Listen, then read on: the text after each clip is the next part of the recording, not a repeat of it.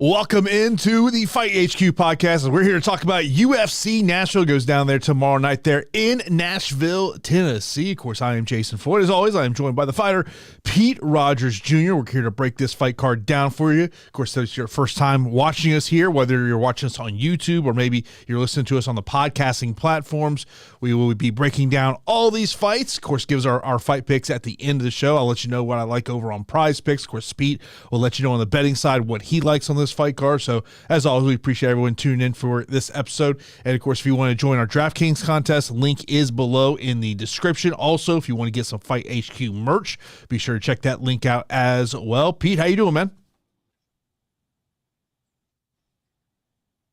What's going on, Jason? I'm doing really well. Another to see where we're going to get different on a fight card like this.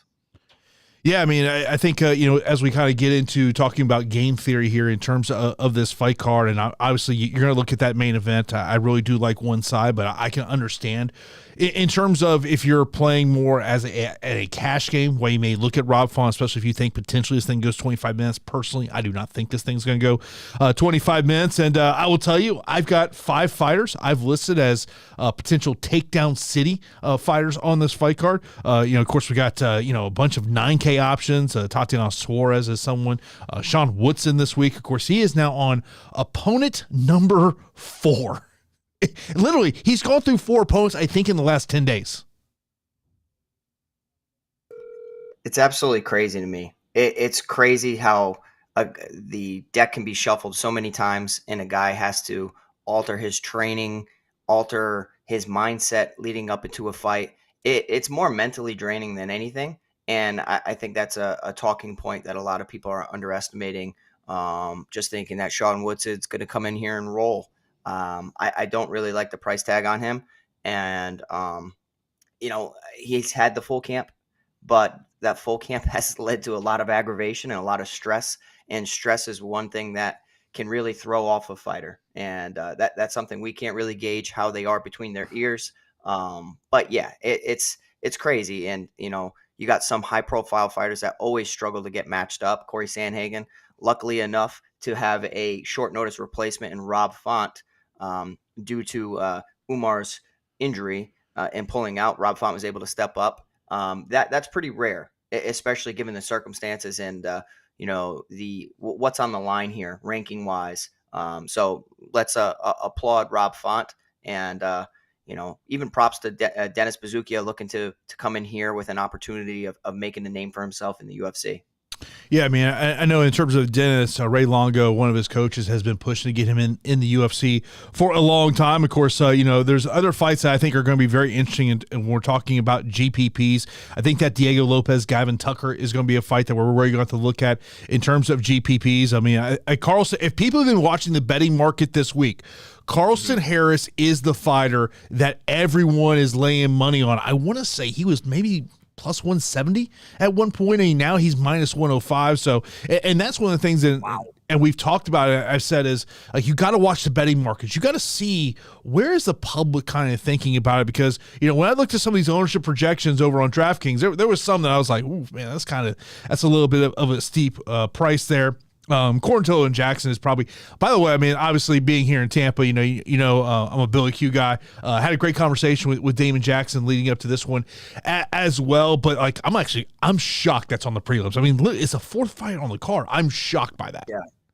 Yeah, absolutely. And, if you ever want some more, some more information leading up into a fight or some of the behind the scenes stuff, Jason Floyd's always putting out great content on his channel, the MMA Report. So make sure you guys, check it out, subscribe to his channel.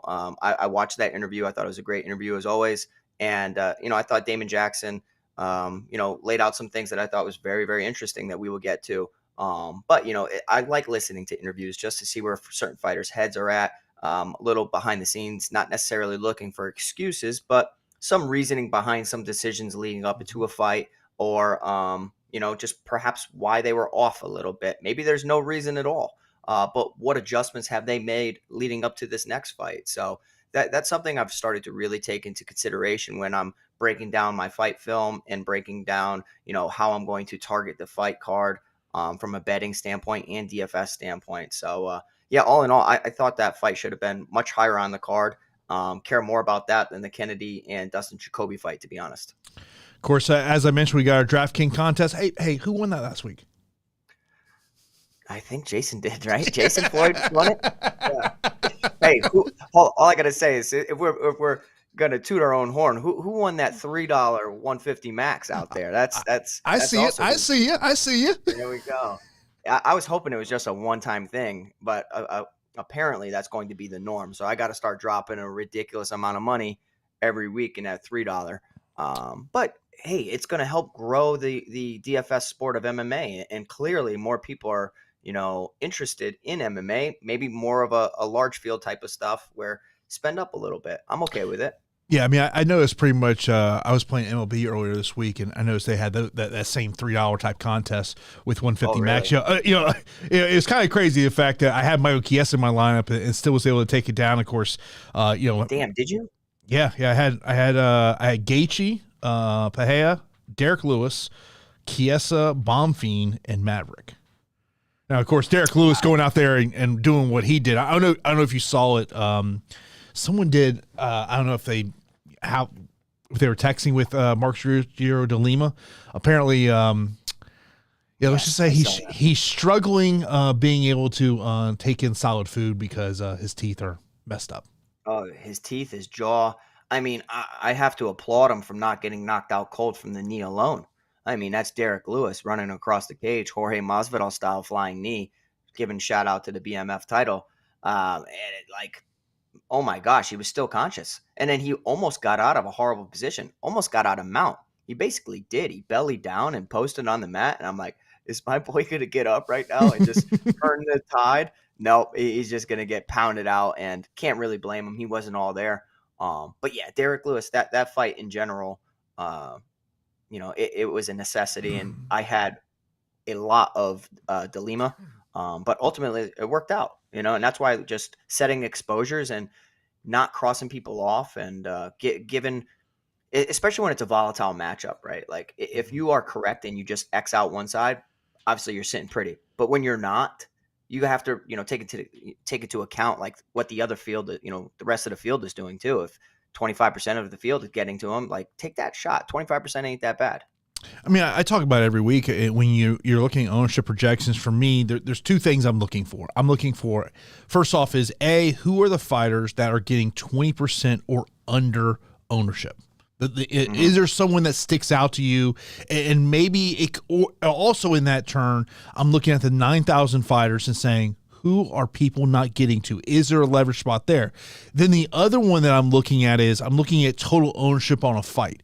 If you sit there and say both fighters underneath 20%, that's where you start looking at getting leverage on the field. And look, and maybe there may be a very damn good reason why that fight's not getting a ton of ownership, but as you're developing your lineups, that's something you have to put into consideration. And if you're over there on FanDuel, looking at the MVP ownership, if there's one fighter just getting a crap ton of ownership at the MVP, trying to find somebody else to maybe throw in there. So that's just kind of the way I develop my lineups, and especially when I'm hand building lineups.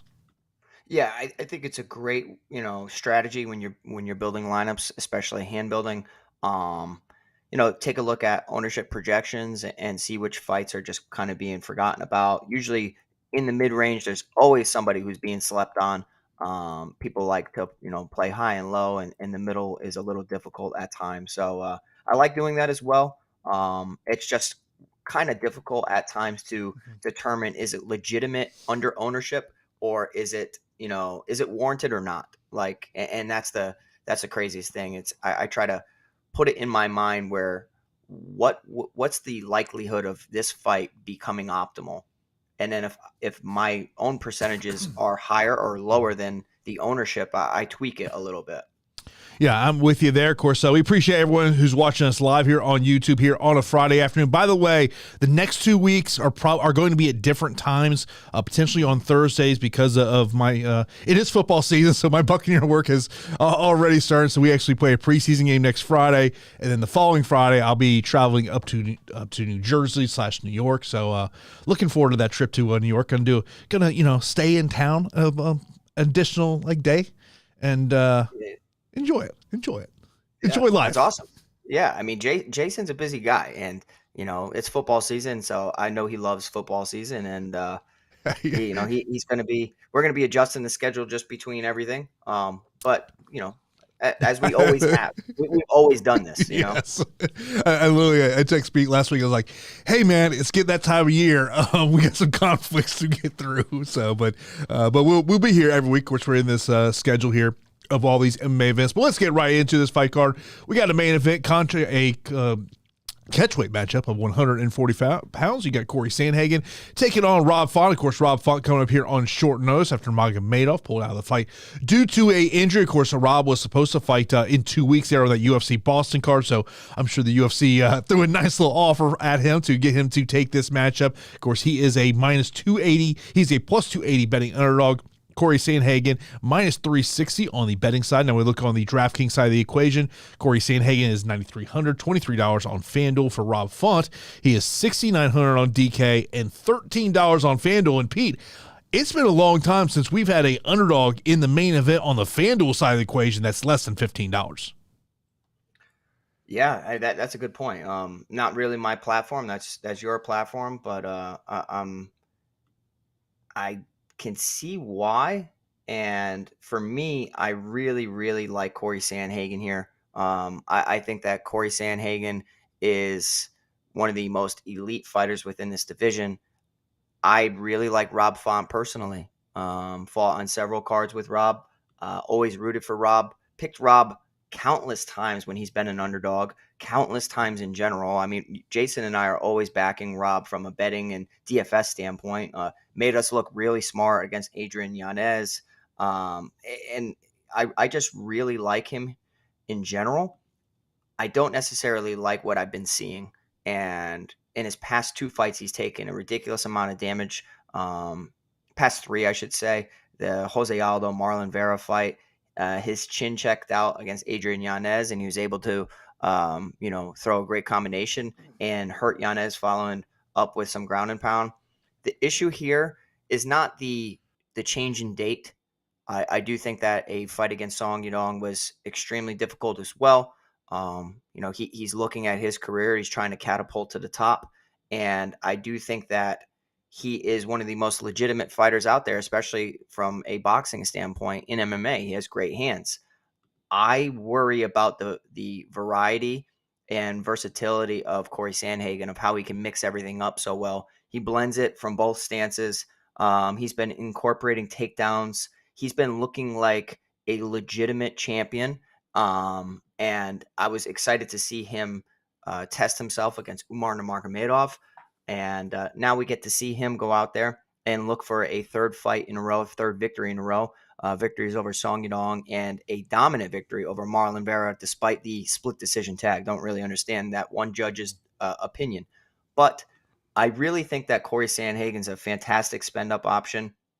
I don't mind the price at $9,300. I think it's warranted given his volume, given the takedown upside, and even finishing upside over Rob Font. I like Rob. I'm going to root for Rob. I'm always a Rob guy, just like last weekend when I was talking about how I was picking Justin Gaethje, but personally, I was rooting for Dustin Poirier.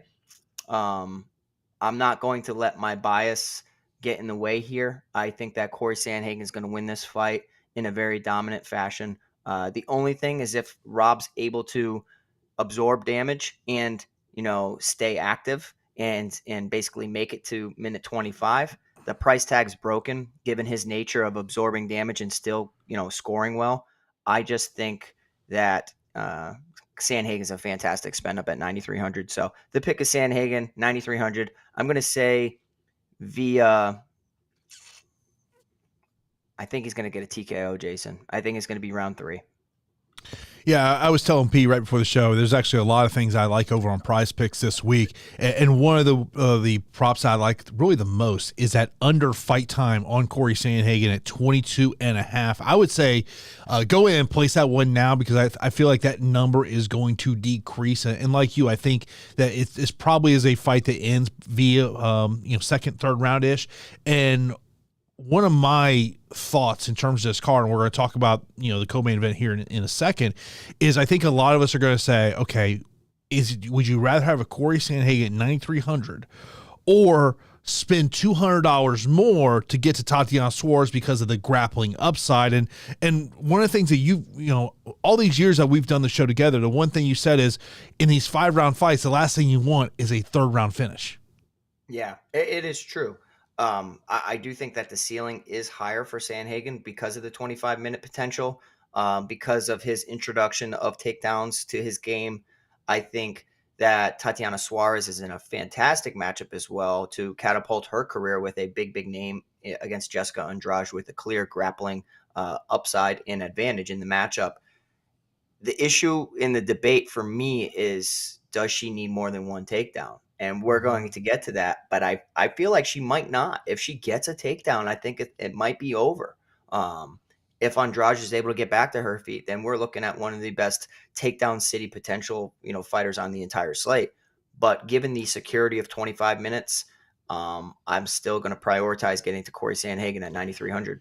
And if your thought process is that you think this thing can last 25 minutes from a cash game aspect, I do not mind getting to Rob Font, because at 6,900, I mean, at that point you can, because when I hand built my first couple of lineups, I wasn't having difficulty, and I was like, this should be harder.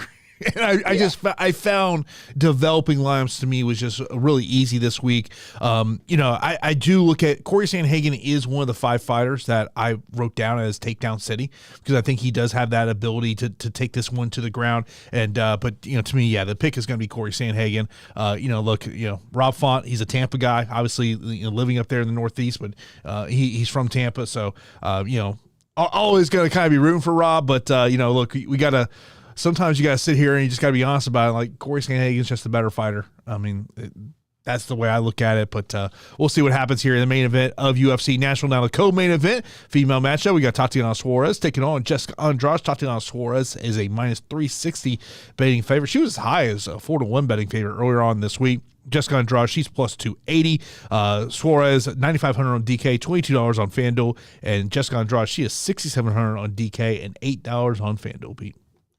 Yeah, I really like Tatiana Suarez here at 9,500. I think that she is massive for the strawweight division. I'm really impressed that she can make this weight. To be honest, it's pretty crazy. I just view her as a much larger opponent than most people within the division, and I actually think that we're going to see her capture gold eventually within this division. I just think that her game is so dominant. It's like Khabib Nurmagomedov in a way of relentless takedowns, relentless pressure, suffocating ground and pound and control, which pick your poison. Are you going to get TKO'd, or are you going to give me a submission? So we've seen her pick up multiple takedowns in the past. She dominated Carla Esparza. Granted, that's back in 2018, and injuries really plagued her career, but she went 9 of 11 in the takedown department, 4 of 13 against Nina Ansaroff, and most recently she went 2 of 6 against Montana De La Rosa. So if she meets a roadblock when it comes to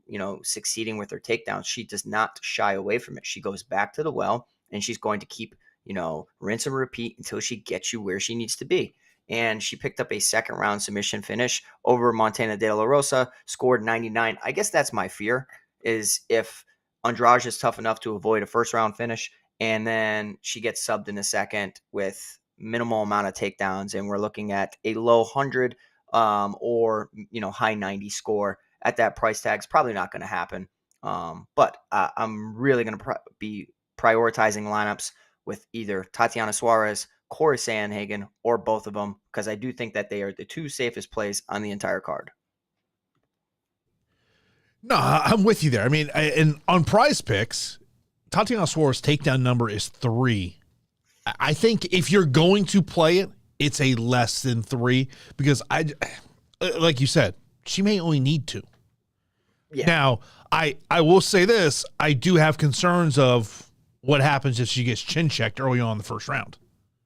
Yeah, I mean, I've got to tell you, man, I've always been like, from a technical standpoint as a coach, I've always been frustrated with Jessica Andrade, because she offensively is so great, but defensively she's so reckless and elementary. It's ridiculous. And it's like, it seems like certain fighters that are, unable to be coached at a point, like you should be making adjustments, man. Like put your damn chin down and like bring your hands back up to your face. Your hands are at your chest, your chin's sky high, and you are swinging wildly and just blitzing forward.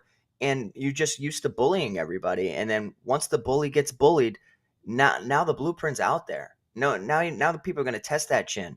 Now people are going to take you down and mollywop you. And I do think that the blueprint's there. It's just horrible timing for Jessica Andrade. And I think that Tatiana Suarez is going to pick up a huge name over, on her resume in Jessica Andrade. And for the first time ever, we're going to see Jessica Andrade lose 3 fights in a row. Yeah, and her coming back down to 115 too, I think is another aspect of this one as well. Let's move over to our next matchup. We got Kenny Nzechukwu taking on Dustin Jacoby. Nzechukwu is a minus 150 betting favorite. Dustin Jacoby plus 125. Nzechukwu 8,400 on DK, $16 on FanDuel, and for Jacoby, he is 7,800 on DK and $15 on FanDuel. Pete. Yeah, so this fight similar to last week, where knee-jerk reaction. I like Dustin Poirier, and then I started diving into it film-wise and thinking about it and weighing a lot of things leading up to the fight, and I ended up going with Justin Gaethje when we did the show, and it worked out. I actually felt knee-jerk reaction that okay, Dustin Jacoby is going to be an underdog I'm going to get to, and a guy that I'm going to plant my flag on, and the more I started watching Dustin Jacoby, the more I was kind of like scratching my head, like, am I really going to make this claim? I feel like Kennedy Nzechukwu is making strides in his game where there is development, and it seems like Dustin Jacoby, in a way, has plateaued. His striking skills will always be live for a knockout finish. He throws good leg kicks, great straight punches, struggles, obviously in the wrestling department, gets back to his feet decently well. But like his durability has somewhat deteriorated as well. And Kennedy Nzechukwu is going to have a massive reach advantage over most people within the division. And we've seen him truly develop in his past 3 fights. Victories over Carl Roberson, Ian Cutelaba, and Devin Clark. Very dangerous fights. He went 5 of 7 in the takedown department against Carl Roberson. And then picked up a second round finish over Ian Cutelaba and a second round submission over Devin Clark.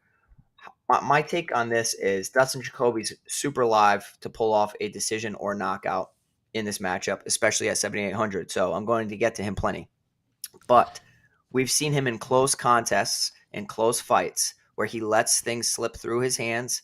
And if it's a close striking match, as I actually think it's going to be, and you have somebody mixing in takedowns, and who's that going to be? That's going to be Kennedy Nzechukwu. Mm-hmm. I'm going to be going with Kennedy here at 8,400. I think that he's going to be, surrounding his game around a game plan of really targeting the weaknesses of Dustin Jacoby, testing the chin, taking him down. And I think that at 8,400, it's a steal. But that doesn't mean I'm crossing off Dustin Jacoby here at 7,800. I would say this is one of those fights on Prize Picks. I like multiple props over Prize Picks. I like the more 58.5 significant strikes for Kennedy just because, I mean, look, Dustin Jacoby is a kickboxer. He wants to keep on the feet, but you bring up a great point. Maybe Kennedy is able to incorporate some takedowns. Also, I like the over 13.5 fight time minutes. I think this thing's going 15 minutes most likely. And Jacoby is an underdog that I'm looking at this week. I don't know if it's a great play in terms of GPP just because of fantasy score upside in terms of, we're talking about, trying to get to 650 points. I just don't know if Dustin Jacoby and, what's the ceiling in a 15-minute decision for Jacoby? Because, when I think Dustin Jacoby, I don't magically think we're going to all of a sudden see a double leg. Right. Yeah, no, I don't think so either. And the most interesting thing leading up to this fight is how they have, familiar opponents. Dustin Jacoby knocked out Da Un Jung in round 1. Da Un Jung knocked out Kennedy Nzechukwu. Okay. It's actually very, very interesting. And, I think now to complete the MMA math triangle, we need Kennedy Nzechukwu to beat Dustin Jacoby. So, and I think that's what's going to happen. MMA math does not always work. I agree. And I hate when people use MMA math, but it is kind of hilarious how if you go back regionally or anything, you can dive into it and you see, Da Un Jung knocked out Kennedy, and Jacoby knocked out Dong Jung, and now Kennedy is going to knock out Dustin Jacoby. It's just so weird because in that it goes to prove the volatility and just how difficult it is in MMA to be perfect. Yeah, no doubt about it. Let's move over to our next matchup. We got Diego Lopes taking on Gavin Tucker. Lopes is a minus 165 betting favorite, plus 140 for Gavin Tucker. Lopes, $8,300 on DK, $17 on FanDuel. And for Tucker, $7,900 on DK, $14 on FanDuel, Pete. I love this fight, and I think that you should be, smashing exposure to it. I'm going to put all my chips on, on the Diego Lopes side. I think that he really, really impressed me against Movsar Evloev on short notice. Damn near submitted him. He's just a dog, and he's constantly fighting, constantly looking for a finish. His jiu-jitsu is special. He's a special kid. He's got that Charles Oliveira type of jiu-jitsu about him. I'm telling you, this kid's jiu-jitsu is nasty, and I like guys that aren't control-oriented. They're more finish-oriented or hunting for the finishes, and that's what Diego Lopes and Charles Oliveira are, that they hunt the necks really, really well. Granted, Diego Lopes hasn't proven anything, and I'm comparing him to Charles Oliveira, but Charles Oliveira early on in his career was predominantly a submission guy. So I do think that Diego Lopes can develop into something serious. I think it's a really tough matchup for Gavin Tucker. And the reason being is, several years of inactivity coming in against a guy who is super aggressive. The most recent time we saw Gavin Tucker, he got knocked out with one punch against Dan Ige. Prior to that, has a nice victory of Bill and Quarantillo, where he went to the takedown well, 7 of 13. If he tries to take down Diego Lopes 13 times, I think he's going to end up getting submitted. I think he can have success given Diego Lopes is, how comfortable he is off of his back. But I'm not willing to bet that. 7,900, I get it. You're really going to be on the edge of your seat if you are suspecting Gavin Tucker to just kind of edge him out over 15 minutes because submissions are going to be tight. And in addition to that, Diego Lopes throws heat on the feet. I know he has only one fight in the UFC, but on the Contender Series, he actually fought Joe Anderson Brito. So in my opinion, he's got 2 UFC fights. And granted, he's winless in both of them, but he's given a good account of himself. And I think that this is a nice matchup. The timing couldn't be better for Diego Lopes. I want to see what he's like under a full camp. And I think he's going to finish Gavin Tucker. He's my favorite mid-range play on the entire slate. And I will be really shocked if Gavin Tucker pulls this off. I've been wrong in the past, but this seems like a really, too good of a price to pass up. We don't have that 8,200, 8,000 fight. We got the 8,300 Diego Lopes, and I'm going to plant my flag on Lopes. I hope I'm not wrong, but if I am, I'm willing to go down with the ship. Yeah, I mean, I think this is one of those fights, I think in terms of GPP, they really have to look at, don't really love a ton over on Prize Picks in terms of this fight. It's actually one of the few fights on this card that I haven't highlighted some prop over there at Prize Picks. And I mentioned this comment from Ed over in the chat. He says, hope you are well. He goes, I can see a path for every single dog on the slate with the exception of 2. Well, I mean, I think, there are certainly, and when I was hand building lineups, I found myself living in the mid-range. Yeah, I have a couple where I'm not even touching the high-end 9,000 options because there's a lot that I like this week. And there are paths to victory for everybody, every single fight. But what's the likelihood of them pulling off the upset? And that's where if I feel it's being underappreciated because of the market or ownership-wise, that's where I'm willing to take a bold call and say, like, I'm going to back this guy. Now, I think that a lot of people are glossing over him. I think in, whether you're talking about small field GPP, large field GPP, single entry, whatever it may be, the way to get different from the field is to avoid the main event and co-main event. If you get away from those two, because look, there's going to be massive ownership on Tatiana Suarez and on Cory Sandhagen. I would expect Rob Font's going to have decent ownership as well just because of the price point. But like if you're putting together lineups and let's just say you're trying to get into a big contest and maybe you're just throwing 10 entries in, 10 or under entries in. If you said make 6 of those entries out of 10 did not have the main event or co-main event, you are going to be different than the field. Yeah, and that you're going to be different, but is it going to be, beneficial? You could solo ship it and you could take down the tournament by your lonesome, not splitting with a lot of people. Yeah. I do think it's highly unlikely that at least one of those fights, the main event and co-main event, are not a part of the optimal. But Jason's completely right. Strange things happen. Like, imagine you could get a second round finish or a third round finish in both the main and co-main event, and given the price point, we got, overachievers slightly below them. And it happens every single week where people, yes, it's the most confident pick on the slate. And that's why, they have such a line associated with them. But that doesn't necessarily equate to the highest score. Look, I'm looking at ownership projections right now. Yeah. On the FanDuel side of the equation, take anyone in the MVP not named Cory Sandhagen and Tatiana Suarez. Like, the MVP ownership right now projection is insane. Mm-hmm. I get it.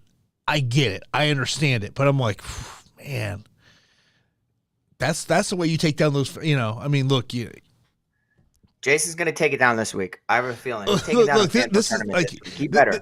I just wish the prize pools were higher over on FanDuel. Yeah, I know. It's like, it sucks.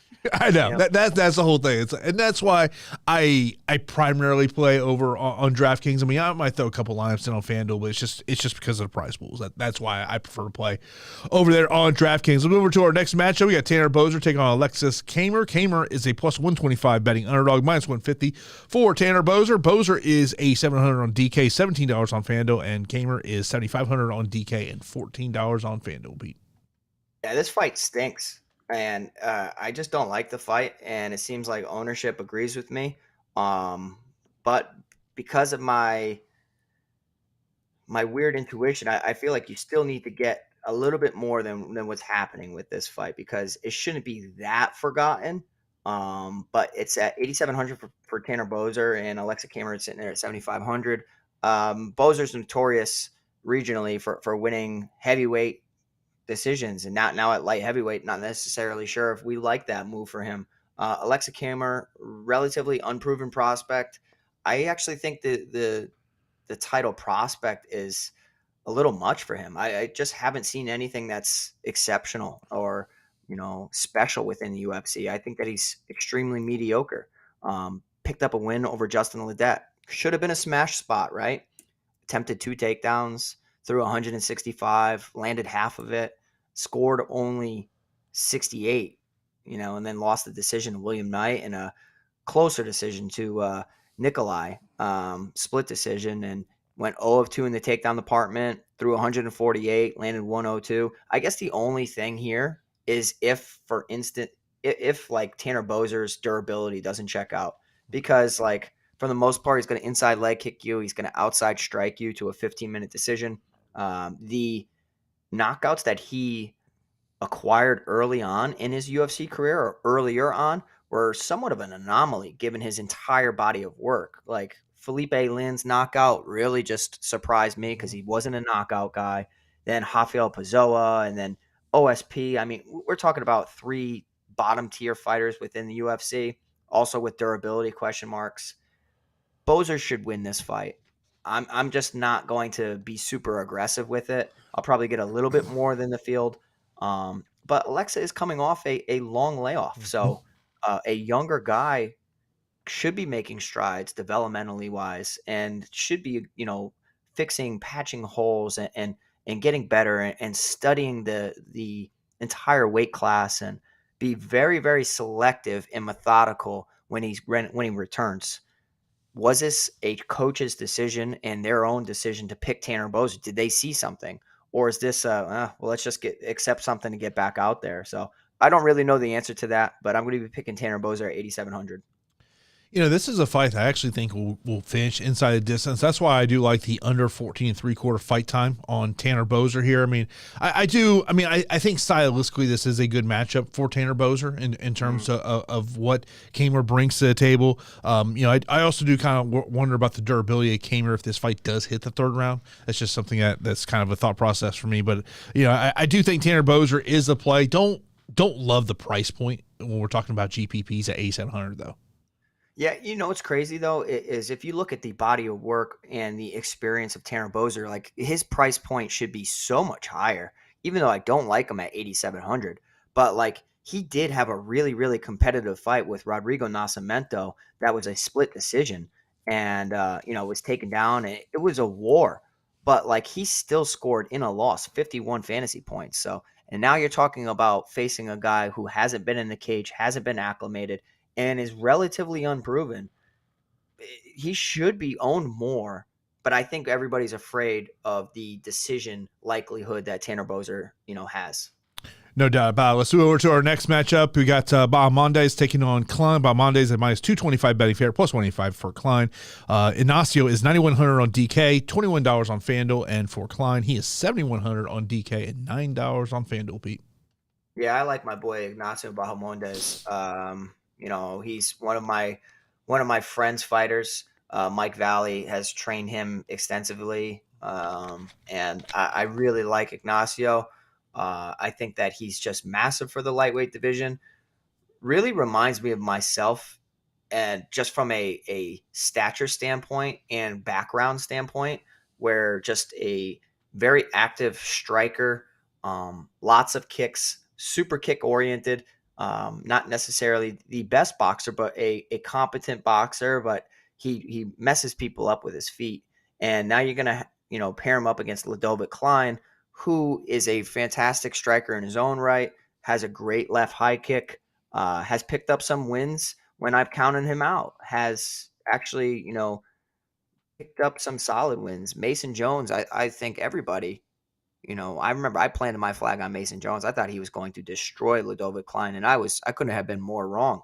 But the draw to Jai Herbert, split decision win over Devontae Smith, I just think from a reach and styles perspective, this is a very difficult fight for Ludovit Klein. I think Ignacio from the outside is going to pick him apart, dig at his body, and I think that Ludovit might start to fatigue the more body shots that land en route to Ignacio TKO late.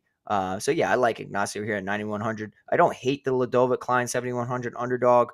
I think that you're either hoping he lands something lucky. He hasn't really had the best success in the takedown department. He's been okay, but you're just hoping it's going to be a very close fight against the cage, because he's going to have to do something to close that gap, because the reach advantage for Ignacio is going to be pretty significant. Of course, appreciate Ricky joining our Discord channel. If you want to join our Discord channel, totally free to join. Of course, that link is in the description of this show. Of course, also, we got a contest over there on DraftKings. We've got our merch store as well. So if you want to help show your support for the channel, and of course, a great free way to show your support for channels, just hit that subscribe button. That's a great way. Of course, if you do want to send in a super chat, we'll get to those super chat questions towards the end of the program. Let's move over. Next up, we got Phillips taking on Barcelos. Barcelos is a plus 160 betting underdog. Phillips minus 190. Phillips is 90,000 on DK, $21 on FanDuel. Barcelos 7,200 on DK and $10 on FanDuel. Pete. Yeah, be careful here, and I say be careful here because I think everybody's excited about Kyler Phillips with his potential. I mean, I am. I really like Kyler Phillips. He's helped me out a lot. I've always thought that he's, super, super talented. Throws good volume. I thought that he was going to do really well against Raulian Paiva. I was wrong in that fight, but for the most part, it was a war, and he showed his toughness. Got a little fatigued in that, but he's able to mix things up super well, has an excellent ground game. He can attempt submissions, land takedowns, and is a high volume striker. So if you go out there and you are not willing to match his volume, you're probably going to be behind 2 rounds heading into the third. Raoni Barcelos is a guy who's fallen from grace. And if you look back and think back, he was a guy that I thought was really going to contend for the title. I truly did. I thought Raoni Barcelos was going to be that guy. And then, his hype train got derailed against Timur Valiev. And then I'm like, okay, no big deal. I like Victor Henry, but I thought it was more of a punt play. And Victor Henry went out there and just outworked him. And I think that's something Raoni needs to adjust going into this fight against Kyler Phillips, because I think that he can get outworked here, similar to how the Victor Henry fight went, and just be a step behind. Is his durability gone? I'm not willing to say it is, because Umar Nurmagomedov knocked him out. But I do think that Kyler Phillips is clearly on his way up, and the best days of Raoni are gone. Raoni can still win a decision, though. So I'm going to be getting to him from a betting and DFS punt standpoint as far as winning a decision. He's an excellent grappler, excellent wrestler. And if he's able to match and walk down Kyler Phillips, perhaps this fight looks a lot closer than what the odds suggest. So I'm still picking Kyler Phillips because I like everything I'm seeing, but Howney is one of the best punt plays, in my opinion, to win a decision. Which just kind of concerns me with Barcelos. It is more of kind of the age at this weight division. This is typically when you really start to see the decline in terms of that one. So, but yeah, I think there have been times where we've seen Kyler slow down as the fight goes on, and that to me has got to be a concern. I think it kind of goes to your point of, potentially, if Barcelos weathers that 7-8 minute storm that we've seen from Kyler Phillips, that maybe he takes over, maybe he finish him late in the third round. So we'll see what happens there. Next up, I think we got the probably the fighter that is going to be the most interesting underdog. I think a lot of people are going to get to, that being Carlston Harris taking on Jeremiah Wells. Harris is now -105, -115 for Wells. This is a fight where the money all week has been coming in on Carlston Harris. Harris is 7,700 on DK, $15 on FanDuel, and for Jeremiah Wells, he's 8,500 on DK and $16 on FanDuel, Pete. Yeah, I think sometimes the market over adjusts, and I think that's what could be happening here. And I do think that Jeremiah Wells is a very, very dangerous fighter. He has exceptional power. If he touches you, man, he knocks you out. And when he hits people, they fall so bad, especially on the regional scene. And then we've seen him just completely butcher Warley Alves. The Court McGee knockout, was, pretty brutal. And then most recently, we saw him in an absolute barn burner war, dropped, numerous times against Matthew Semmelsberger, 3, 4, 5 times, and was able to. He was getting rocked by everything, and it's largely due to his defensive mistakes of keeping his hands down. He wings shots wide, so if you're willing to throw shots down the middle, you can time them and catch them. And then it's just he was able to recover though, so credit to him, and he closed the gap. And for as much damage that Matthew Semmelsberger had on him, we did have Jeremiah Wells land 6 of 10 takedowns and had 11 minutes of control time. So it was crazy blitzes and ridiculous moments for Matthew Semmelsberger, but it showed great toughness and good cardio for Jeremiah Wells. But my issue is we haven't seen him defend takedowns. And I know he's a Philly guy, and I know that he's able to defend takedowns and employ his own submission game. But in the UFC, we've only seen him defend 1 takedown against Matthew Semmelsberger and 1 takedown against Warley Alves. Styles make fights. I think Carlston Harris can get knocked out just as badly as all these guys Jeremiah Wells has fought. But the one thing is, if Carlston Harris closes that gap, he's going to be looking to engage in the most safest path to victory, and that is via grappling. And he attempted 12 takedowns against Jared Gooden, had 5 successful takedowns, 9 minutes and 38 seconds of control time. How does Wells perform if he's forced to defend 12 takedowns? I don't have that answer. And I was watching regional tape, CFFC fights. He has been taken down by guys that are able to clasp their hands together. But I think that somebody as relentless and equally as dangerous in the submission department of Carlston Harris, I think that it could be more of a motor standpoint, and Carlston just constantly pressing the takedowns, and it will lead to a victory here, a decision victory for Carlston Harris at 7,700. That's my projection.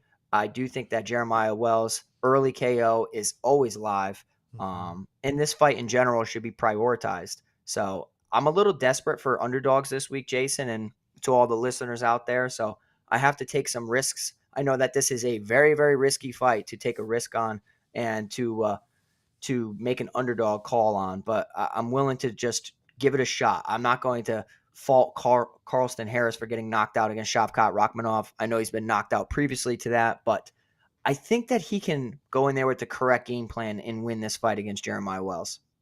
Over on the prize pick side of this equation, I do like that more than 2 takedowns for Jeremiah Wells. I do favor Carlston Harris to get the win this one. So if you want to play the fantasy score of 90.5 on Jeremiah Wells, I would more want to go to the less. But the takedown prop is the one that sticks out to me the most there in terms of Jeremiah Wells. I'm definitely more than 2 takedowns because I think he can easily get that. Because I also think Harris can get up. So that would be something I would want to do there. But I do expect Harris to be a very popular underdog over on DraftKings and over on FanDuel tomorrow. Next up, we got Billy Quarantillo taking on Damon Jackson. Billy Q is a minus 160 betting favorite, plus 135 for Damon Jackson. Quarantillo, $8,900 on DK, $18 on FanDuel. Damon Jackson is $7,300 on DK and $13 on FanDuel, Pete. Yeah, so I'm a big Billy Q guy, and largely due to just – I like his fighting style. I like his grit. I like how he, comes back and fights. He's a slow starter, and it just doesn't have quit in him.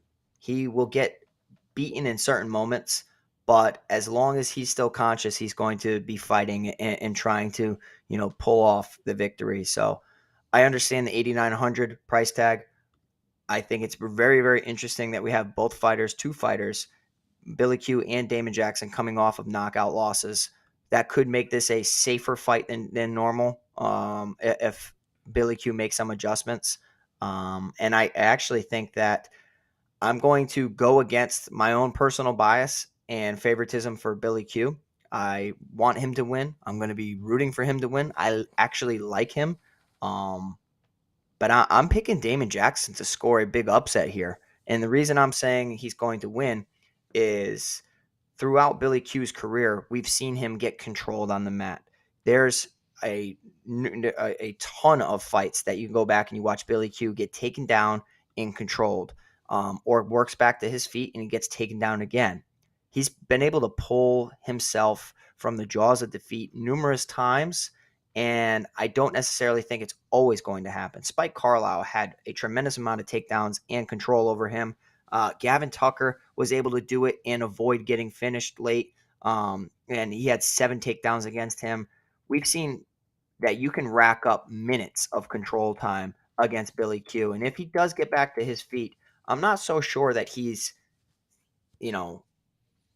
such a crazy better striker than Damon Jackson. Yes, he is. He throws more volume. He has better combinations, but Damon's not horrible. He looks uncomfortable on the feet, but he strikes enough to get back to the wrestling. And it sounds to me like Damon Jackson's going to be lacing up those wrestling shoes and looking to attempt double-digit takedowns against Billy Q because he knows that's his path to victory. He knows the danger in Billy Q, and I think that he's going to pull off a victory with, almost 10 minutes of control time and priced at 7,300.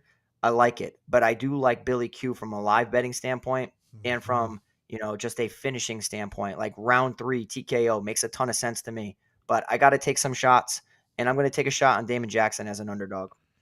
So I had a chance to talk to Damon Jackson. It's probably about 3 weeks ago at this point. And some of the major takeaways for me, and of course, I put the interview up on our score. It's over on the MMA Report YouTube channel, is he talked about how he had a torn pec going into the matchup with Dan Ige, and he could not wrestle at all leading up to that matchup.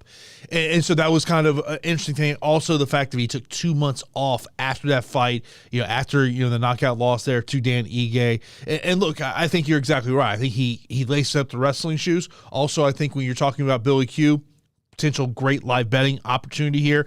I do like the more than 72.5 significant strikes on Billy over there on Prize Picks because, look, when you think of Billy, I think of volume, and that was kind of one of the funny parts of the interview with Damon Jackson is like, hey, man, so this fight gets offered. Is your first thought like, oh, man, this could potentially be a $50K fight of the night bonus? And he's like, yep. And by the way, he's going to play up to the crowd on Saturday night.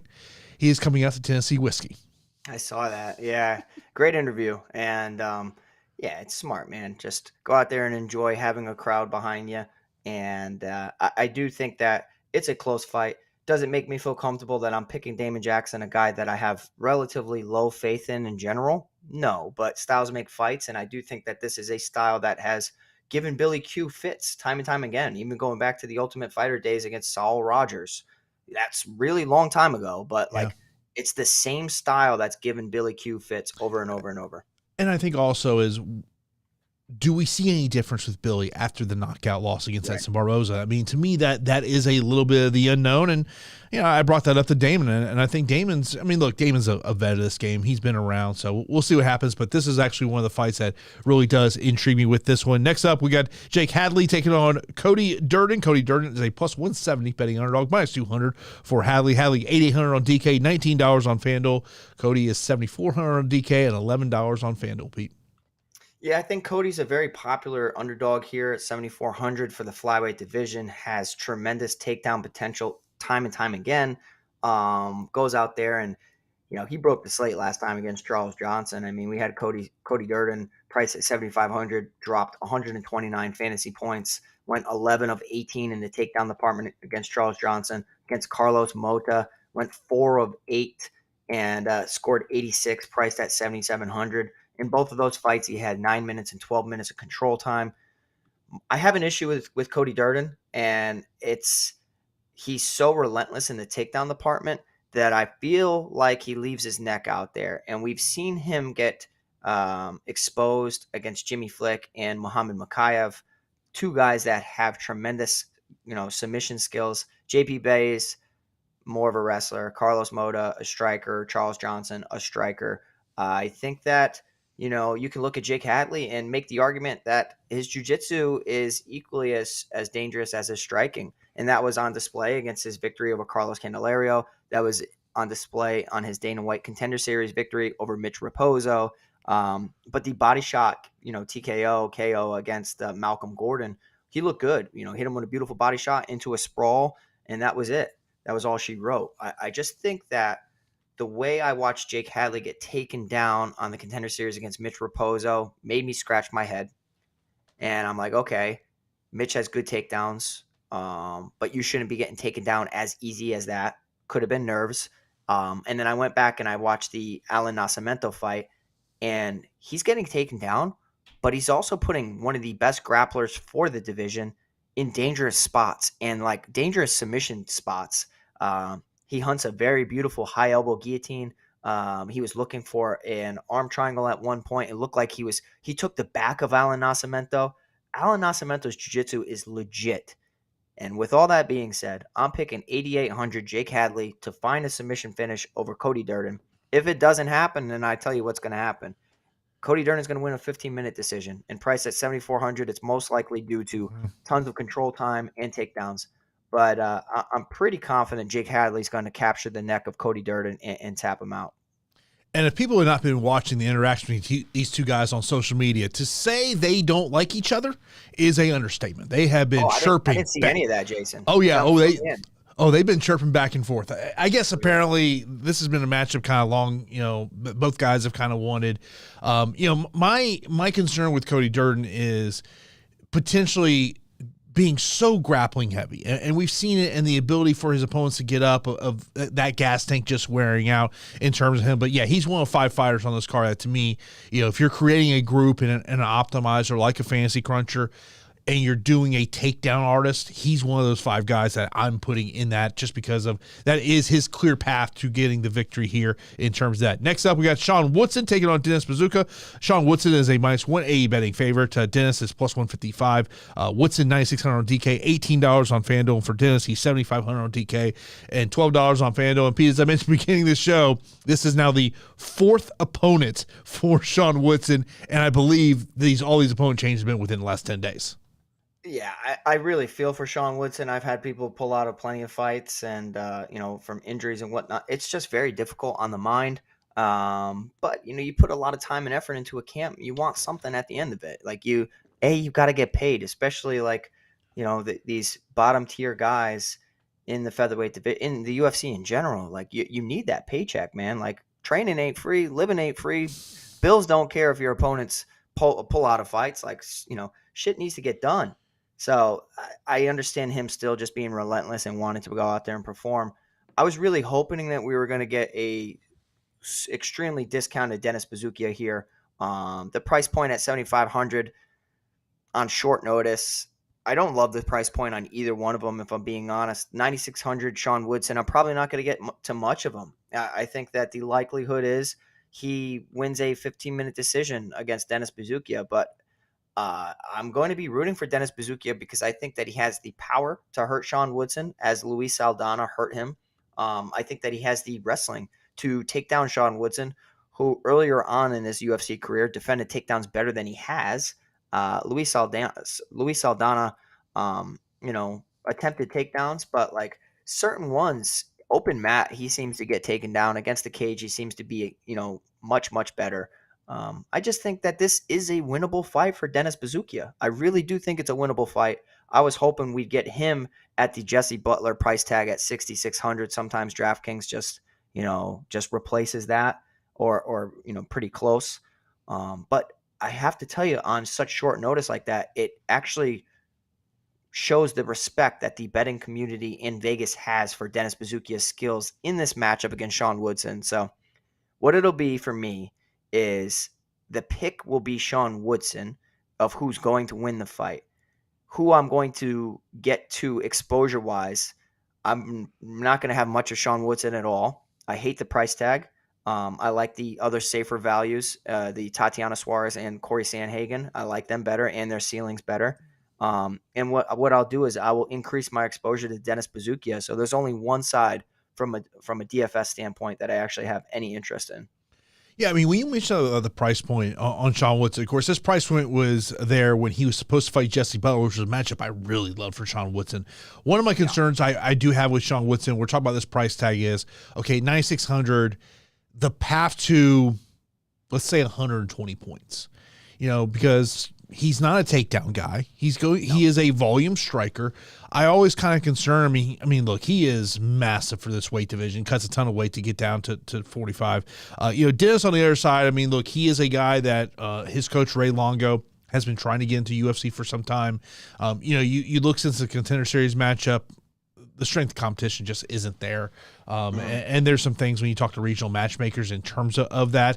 In terms of getting to a cheaper play, I don't mind getting there. But just like you, in terms of GPPs, I really don't want to get too much Sean Woodson because I would much rather have a 9,500 Tatiana Suarez, a 9,300 Cory Sandhagen. I mean, pretty much every other 9,000 option I'd be much more interested in getting to than a 9,600 Sean Woodson. That's just me. Then our opening matchup, you got Ode Osborne as a plus 175 betting favorite, taking on Almabayev, who is at minus 210. He's 8,600 on DK, $20 on FanDuel, and Ode is 7,600 on DK and $10 on FanDuel, Pete. Yeah, so we have to see the skill check of Assu Almabayev here against Ode Osborne. Not the easiest opponent to debut against. Ode Osborne 4-3 in the UFC. Victories over Charles Johnson, split decision. Perhaps we all overestimated Charles Johnson's abilities for the division. KO victories over Zaruk Adashev and Jerome Rivera, and a decision win to CJ Vergara. I think that's pretty interesting. Vergara kind of laid an egg last week. No, he didn't. He ended up winning the decision, but it was not a good fight, and he did not look good in that fight. More of a taunting fight back and forth. But Ode's just a tough out, and if you are not UFC level, I think that he can expose you. So at 7,600, I do not hate the dog shot at all. Ode has been training with some of the best fighters within the division and divisions above him.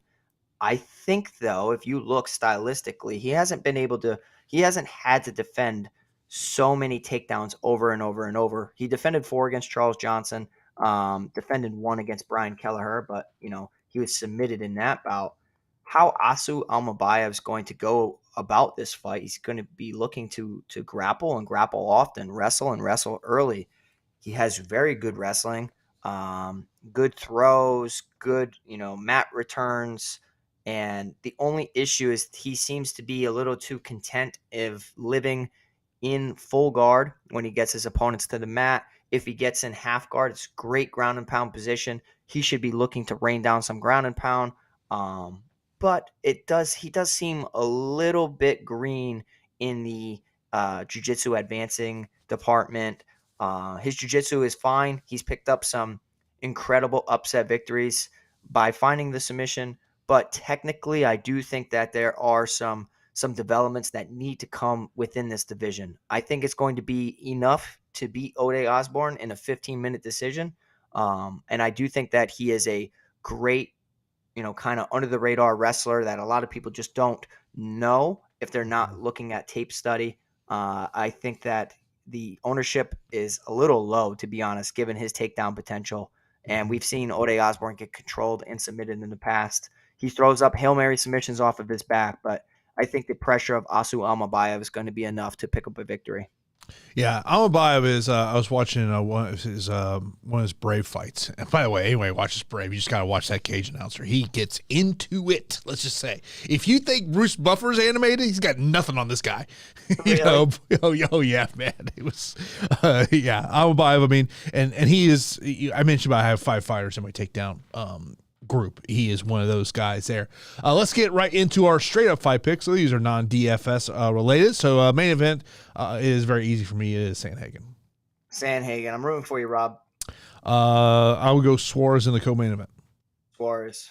Give me underdog number 1 in Dustin Jacoby. Okay, I'm going to go with Kennedy. I would go Diego Lopes. Diego Lopes. Tanner Boser. Tanner Boser. Bahamondes. Yeah, Bahamondes. Phillips. I would go underdog number 2, Harris. Carlston Harris for me. That's my underdog number 1 thus far. Okay, I would go Billy Q. I go Damon Jackson against my own intuition, but Damon Jackson, underdog 2. I will go Hadley. I'm going to go Woodson, but man, I'm really so tempted to pick Dennis, but I'll go Woodson. I'm going to go Woodson just from I'm going to root for him. That's who I'm going to go with. And then I'll go Almabayev in the opening fight of the night. Almabayev. Of course, if you got any questions, line those up in chat right now. Of course, the scored questions do go to the top queue. Then it's our super chats, and then we'll get to any other questions. So a couple questions have already come in Discord. So let's start. Value plays under 8K on DraftKings. I think it's just a takedown group, right? Like on a week like this, I think you can make make the case for a lot of these underdogs to win. I much rather prefer looking at the fighters that have wrestling and grappling advantages over their opponents. It's a slight lean for Carlston Harris. I think Damon Jackson isn't a bad one. Even Cody Durden, if he doesn't get submitted, I think that he has phenomenal wrestling to pull off the upset. I'll throw Gavin Tucker as another one as a value play in terms of that one. It says, if you were forced to uncheck one fight, which one? Also, if you were forced to play 100% of one, which one? If I was going to uncheck any fight,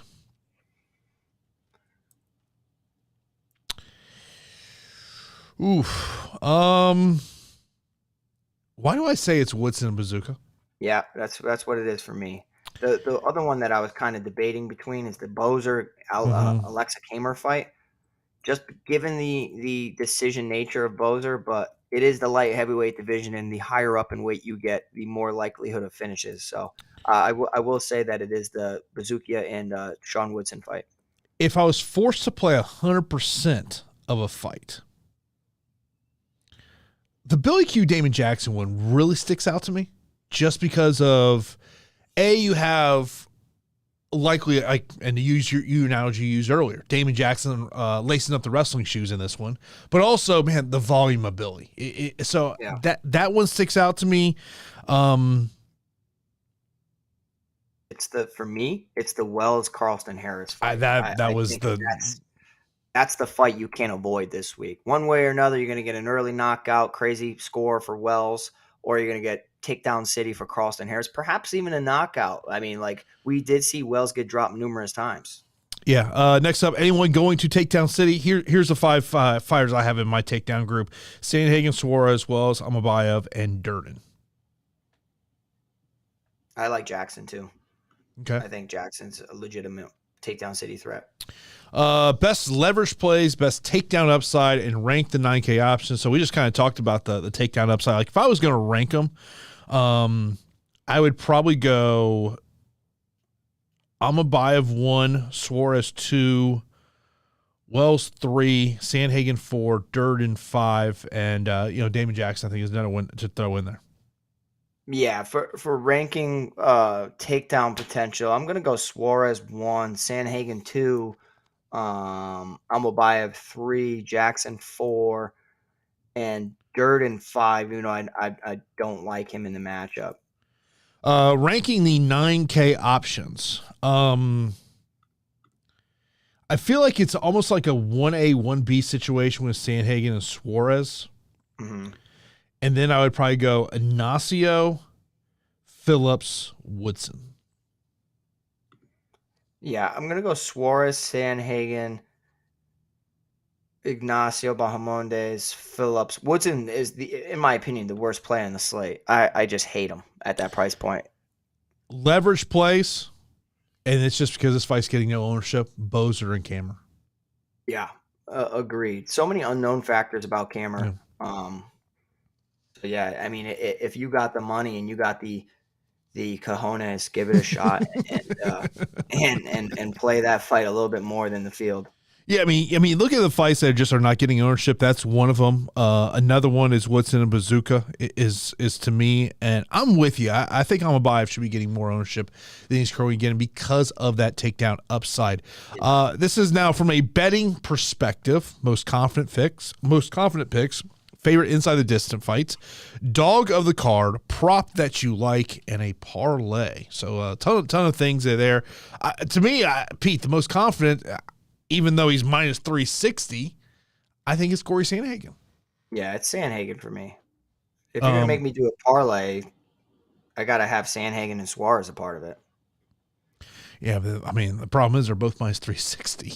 Yeah, but, like when I do parlays, I ain't worried about crazy odds. I'm worried about safe and security. And, yeah, I'll take big shots on other stuff. You're looking for basically – I play parlays similar to how I would play cash lineups in DFS. Okay. All right. Favorite inside the distance fights. For me, I look main event. Lopes Tucker will be one I throw in there. Hadley Durden potentially would be the ones. Gotta be Wells Harris for me. Yeah. Dog of the card. I mean, Harris is where all the money's at right now in terms of a dog of the card. Yeah, I would agree. He has to be. He might be the favorite by the time they walk into the cage. The way the betting lines. Really surprised with the adjusted market. It's like, maybe something came out, reports that I've missed, or just one huge better sway and stuff. But like, it's a little too much. I think like Wells needs to have some respect on his name too. Yeah, I mean, I'm just looking at the betting markets here. So Carlston Harris. So this only goes back to yesterday. But there was some earlier numbers on him where, at one point, so I'm looking over at Caesars. He was plus 145. He's now minus 105 over at Caesars. That's crazy. FanDuel, he was plus 138. So that goes all the way back to a week ago. And now he's plus 100. So you just see where the betting market is. And I always say is, it's something when you're putting your lines together to kind of sit there and think about it. Prop that you like. Is it Jake Hadley via submission? Hold on, let me look at it. I love it. I think it's like Jake plus Hadley. 120. I want to say. No, 225. Yep, I love it. Hadley via submission plus 225, bro. That's nasty. But guess what? If you were in our Discord, which is free to join, and click the link in the description below, you guys would know I was putting some nuggets in there and some live betting and also just like props, specific round props. And that's the way to play them, because if you just go Hadley via submission, you get plus 225. If you start looking Hadley via submission in round one, or round two. Let's say he does round two. Yeah, you're looking at crazy odds. So like, I think that plus 850, plus 900 is the way to go. And I would tell you a lot of discussion that here in the state of Florida after the legal win by the state and the Hard Rock that sports betting may be coming here very soon here in the state of Florida. They better expedite it. The only unfortunate thing is when it was live for like a month last year, they were only doing money line bets. There was no prop bets on MMA. That sucks. Yeah, exactly. We get another question from Discord here from AG. Says Hadley and Amabayev or Woodson and Jacoby. Oh, give me the first part. That's not even a debate for me. Yeah, I like the first one way better. I mean, look, now, if you're looking for a leverage spot, the other side of that would be the leverage play, but the safer play definitely is Hadley, and I'm a buy, no question about it. Let's get some questions over here from YouTube as we start to kind of wrap things up here. As I kind of just scroll through the chat here, something that we maybe have not talked about. Jonathan saying font for cash, yes, but GPP, no. Will be few dogs barking this week. I mean, look, if you're playing Rob Font and GPPs, the thought has got to be it's going 25 minutes. That has to be your thought process. Yeah, I mean, just a stack in general. Like, you have to have the underdog outperform other dogs that win, or other dogs just in general. So, let's see here. By the way, yes, Buzukja did come in a half-pound overweight. He has forked over 20% of his purse. So whatever 20% of $12,000 is, that's what he's giving up. Wow. But the fight is going forward. Can Sandhagen handle the volume of fury from Rob Font? Font was cartoonishly punching hard at Adrian. That was his last fight, those uppercuts. He goes on to say, Rob Font could still have like 67 points even in a loss if it goes all 5. I mean, look, I think Sandhagen can win this fight wherever it goes. I think he can take this fight wherever he wants to win. I think the easier path is taking the fight to the ground and using his jiu-jitsu. Yeah, and I think something to account for in this matchup is that, like, Sandhagen's not going to be just right in front of Rob Font. Like, Sandhagen moves with some of the best footwork in the entire division or in the UFC. So when you go to hit him, he's not there. And then now he's incorporating takedowns. So I think that the safe type of approach makes the long shot kind of punt play of Rob Font a little less appealing. You want to know what the weirdest part about this fight card is? There's not one Tennessee fighter on the card. We got anybody really from Tennessee? No, there's no one from Tennessee on this card. What fighters in the UFC are from Tennessee? I know, like, Trevor Peak, your boy Nate the Train. We know you love you some Nate the Train. Nate the Train, baby. I still like him, but man, he looked awful last time. Yeah. You got some guys who, obviously OSP. I'm not sure if OSP is still in the UFC or not. I don't know. They might have cut him. But there's some guys there in Tennessee. Michael Chandler actually has a gym now in Tennessee. I'm not sure if you're aware that he has a gym there in Nashville. I didn't know that. Interesting. I honestly feel really bad for Michael Chandler right now. Me too, man. He's getting hosed. Guy is going to probably waste a year of his career waiting for Conor to do whatever Conor. I'm really questioning, does Conor ever fight again? I really question it. I don't know. I mean, he doesn't need to. That's the issue. You know what I mean? Like, people decide not to fight for less. So, and he's got everything that he wants. So. Yeah, until he enters USADA drug testing pool, I just don't believe he's going to fight. I think the likelihood of him fighting Gaethje is higher than him fighting Chandler, because there's actually something at the end of it. Like, he mentioned it, but like capturing the BMF title and then rematching Nate for, like, he's all talk though. But I respect the hell out of Conor, but like, he's got a million plans and zero execution within the past couple of years. Yeah, I just feel bad for Michael. I really do feel bad. Yeah. By the way, I don't know if you saw the stare down yesterday between Jake Paul and Nate Diaz. Did you notice who was right in the middle of that? And I'm guessing he must be involved with Nate Diaz in some way. Rich Chow. Yeah, I know. I've heard some nuggets about Rich Chow recently, but I thought that was pretty interesting. Also, Mike Hogan's there too, and Mike back in the day actually repped Nate Diaz. Yeah, I didn't see Mike, but I noticed it from Mike's Instagram. Yeah, I've dealt with Rich a lot, and Rich has always been really good to me with Bellator, so he's a good guy. So I saw that, and I was like, that's really interesting. Yeah, and you pointed out, obviously Jake had to cut a little bit of weight to make weight. Yeah, he was a little shaky on the scale. If we were talking about weigh-ins, we had Buzukja missed by half a pound, and then we had Damon Jackson looking a little unstable on the scale while he was flexing as well. So something to note, but it's really common, guys. Like, a lot of these guys are just cutting a tremendous amount of weight, and now you're making them talk, flex, all that, instead of rehydrating first. So when I'm not looking he didn't look horrible to me. It's just a little off balance. We've seen Michael Chandler be off balance stepping onto a scale in the past too. So there have been times where I've been at weigh-ins and you look at some fighters and you're going, ooh. But now, but it's also one of these things with these, the fact that you now have essentially a day and a half to rehydrate. I mean, because think about it. I think the first fight tomorrow is at 6:00. And I'm pretty sure Nashville's East Coast time. It might be Central time. I think it's East Coast time. But you have so much time to rehydrate, and the fact that, and now you've got all the PI people that are there that they literally hand the fighter a bag of stuff to help them rehydrate. But also, this as well, there's a right way to rehydrate and there can be a wrong way to rehydrate. Oh yeah. By putting too much fluid in your system too quickly. Yeah. Because that's what happens is people just pound fluids like crazy, and you got to get salt back in your system. That's like people always look at my method of putting weight back on, and they're like, "What?" And I'm like, "Yeah, it's like you guys don't necessarily know." What's your method?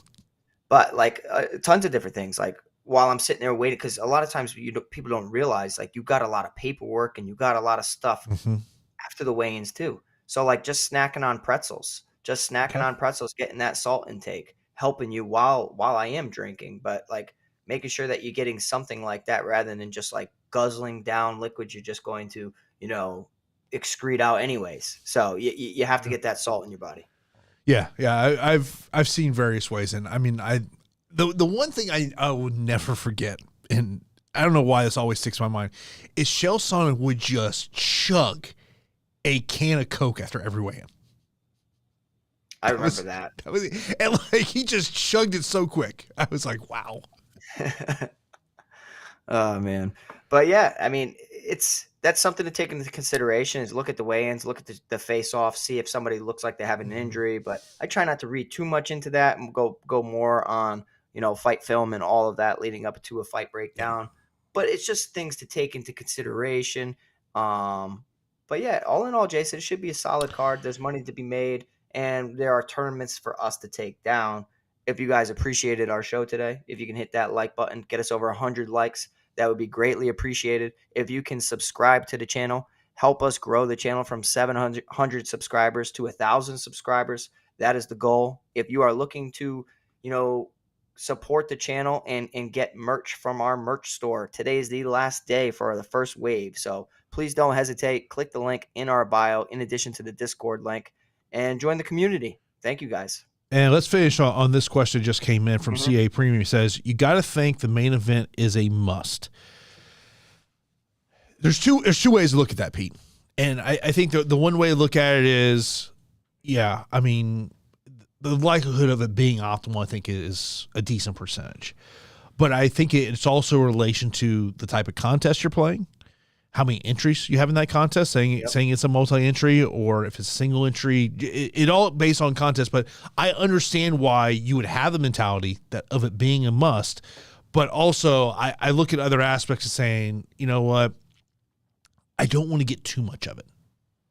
Yeah, I say it's not a must, but a majority. So a majority of my lineups are going to include Suarez or Sandhagen or possibly both. But you have to always leave a chunk out of the pie of excluding that in hopes of taking down the tournament. So, sometimes 100% going, super aggressive on fights is great, but also, getting equal exposure that the field is getting in certain moments, it makes a ton of sense as well.